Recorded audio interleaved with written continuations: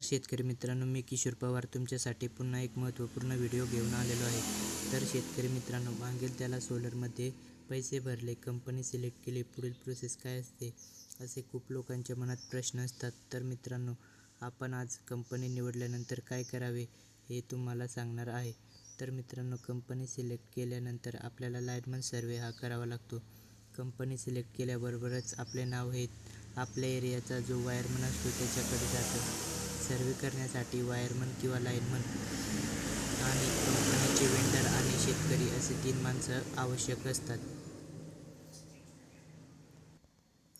Lineman आणि कंपनीचे vendor हे 5 ते 10 दिवसात सर्वेसाठी येऊन जातात किंवा आपल्याला मोबाईलवर सर्वे करण्याचा अशा प्रकारे मेसेज येतो. तेव्हा आपण सर्वे करून घ्यायचा आहे. सर्वे झाल्यानंतर आपल्याला मागेल त्याला सोलरच्या पोर्टलवर अशा प्रकारे आपल्या अर्जाची स्थिती दिसते. तिथे संयुक्त पाहणी अहवाल सादर केला आहे असे दिसते. त्यानंतर जास्तीत जास्त 5 किंवा 10 दिवसात आपल्याला वर्क ऑर्डर निघते. ते कशी दिसते ते मी तुम्हाला आता दाखवणार आहे. आपला सर्वे झाल्यानंतर आपल्याला 5 किंवा 10 किंवा साधारण 15 दिवसामध्ये जॉईंट सर्वे हा आपला चेक केला जातो.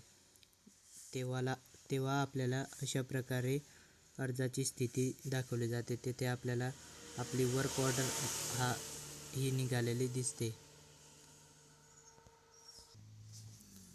काही वेळेस आपला सर्वे हा रिजेक्टसुद्धा होऊ शकतो. तेव्हा आपले पैसे आपण ज्या फोनपे किंवा आपल्या अकाउंटवर परत येतात.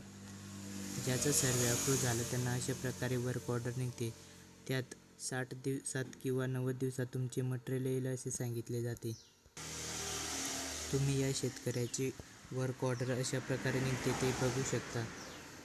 त्यामध्ये आपल्याला सांगितले गेले आहे की 60 दिवसात तुमचं मटेरियल येईल. जर कंपनीकडे मटेरियल असेल तर त्या तारखेच्या आधी तुम्हाला मटेरियल भेटते. काही वेळेस वर्क ऑर्डर डेट ही चेंज होत असते आणि मटेरियल जर लवकर भेटलेच नाही तर ऑटोमॅटिक आपली कंपनी चेंज होऊन जाते आणि आपल्याला दुसऱ्या कंपनीचं मटेरियल भेटतं. आणि व्हिडिओ आवडला असेल तर व्हिडिओला लाईक, शेअर करा. तुमचे काही प्रश्न असतील तर कमेंट नक्की करा आणि चॅनलला सबस्क्राईब करायला विसरू नका, जेणेकरून असेच महत्त्वपूर्ण व्हिडिओ तुम्हाला भेटत राहतील.